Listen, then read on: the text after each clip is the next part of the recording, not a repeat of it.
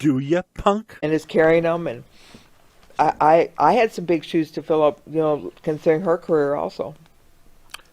Tully Blanchard slaps you right in the face on television.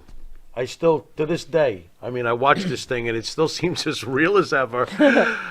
When they came, and by the way, David Crockett's reaction during the whole thing. Well, just did he even know what was going on there, or did you guys hide that from him? Because that reaction is really gold.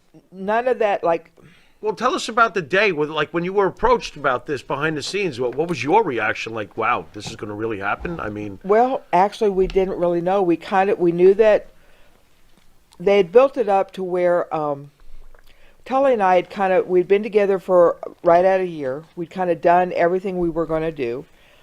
The plan was that I was going to go with Buddy Landell, and Landell was going to work a program with Ric Flair. Okay. But Buddy decided to do a bunch of cocaine instead and just disappeared. This guy. So it's another thing that worked in my favor, because that could have been a complete disaster. Sure. So they're going to go over it, and Dusty thought, well, if we're not going to go this way, let's do the 180, and I'm going to put Doll with me.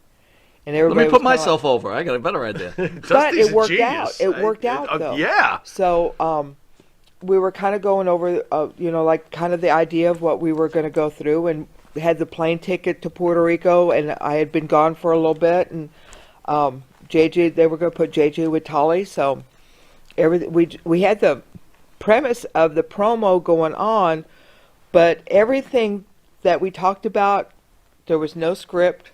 There was no going over it. There was no pre-rehearsal. The whole thing, it happened. So there was no lineup. Magic. All JJ had to do was admit that, they gave it a ticket. And so, right, and we went from there. And when you listen to the tone of my voice, I actually sound like someone that's in a relationship defending themselves over something that she didn't do and had nothing and had no clue of what was going on. It's just like, you gave me the ticket where you didn't expect me to go to Puerto Rico if you gave me the right. So it worked out. It truly did. How about when you grabbed Dusty's leg? That was all me. Was that just improv? Because that's amazing. You're wrapping around his leg like, oh, protect me, oh mighty warrior. The whole mighty thing, warrior the with whole the big thing belly. From that, Dusty had said he wanted to be like King Kong and Fay Ray. Yeah. So I thought that was a perfect, Fay Ray would hold on to King Kong, protecting them from the horrible airplanes and the whole thing. So, yeah. Wow. The whole was kind of crazy when I think about it and looking at wrestling now, because now whenever they do promos, they have a script and they have to follow the script. Basically, they told us a town and what time we were going to be there and our opponent, and whatever we did at that time. There was no, okay, we're going to say this, and this is what we want you to get over. There was nothing like that.